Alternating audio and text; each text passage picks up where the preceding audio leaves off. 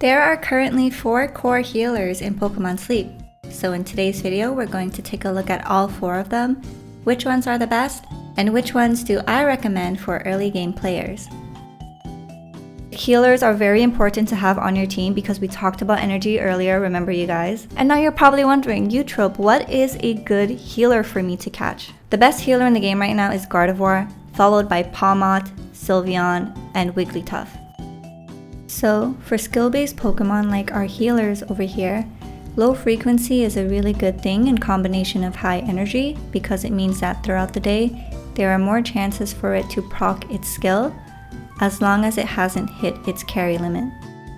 The reason why Gardevoir and Pawmot are ranked higher than Sylveon and Wigglytuff is because their base frequency is at 40 minutes, whereas Sylveon is at 43 minutes and 20 seconds, and Wigglytuff is at 48 minutes and 20 seconds. It's not that much of a big deal. I feel like most players won't even notice the difference. So just go for what's available to you, go for what your favorite is, and maybe in the late game, you might decide that it's time to upgrade your healer. But for early game players, don't stress about it too much. If you're a new player, it's probably going to take you a while until you get to Lapis Lakeside to find Ralts. Pawmi can actually be found in 3 different areas: Greengrass Isle, Snowdrop Tundra, and the Old Gold Power Plant. The thing about Greengrass Isle is that there's a lot of other Pokemon that spawn there, so it might take a while until you find enough Pawmis to encounter and to catch. Snowdrop Tundra and the Power Plant, on the other hand, might take a while for new players to unlock because you need to unlock a certain amount of sleep styles to meet your sleep style dex goal objectives. And then on top of that, unlocking the maps is one thing, but taking the time to befriending a good one is another time sink.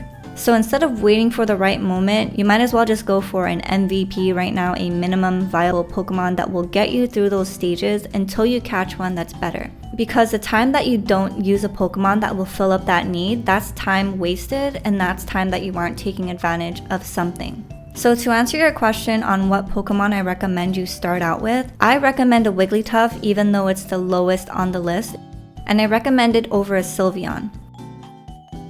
EVs and Igglybuffs are very abundant in early game and you can catch them in Greengrass Isle as well as in Cyan Beach. But the reason I advise against the Sylveon, especially if you're a free-to-play, is due to the fact that EVs have other evolutions. So if Sylveon's not your favorite Pokemon and you are determined to catch a good EV in order to raise it into your favorite evolution is now going to compete with candies from your Sylveon.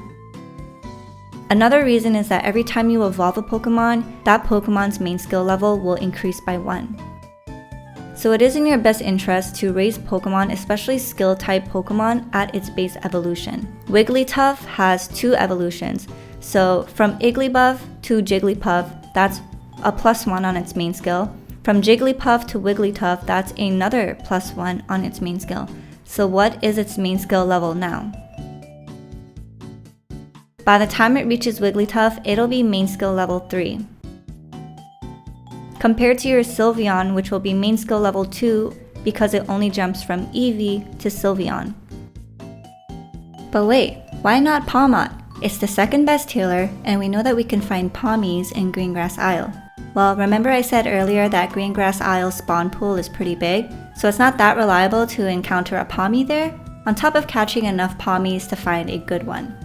And then if you want to farm them at Snowdrop Tundra or Old Gold Power Plant, you need to wait a while until you unlock those maps, but you also should have a good team to take on those maps as well.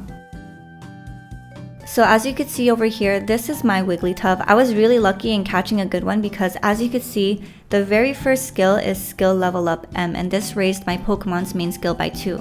So by the time my Igglybuff reached a Wigglytuff, its main skill level was level 3. And then because of the skill level up M that I have, it added 2 onto that. So it was main skill level 5. The reason why it's level 6 right now is because I actually use a main skill seed on it, which increases the main skill by 1 level. The higher level this main skill is, the more energy that will be restored per heal, which is really good. And that is why I would recommend you go over a Wigglytuff early game as opposed to a Sylveon. But at the end of the day, if Sylveon is your favorite Pokemon, use it. Don't forget to subscribe to the channel so that you don't miss out on future videos.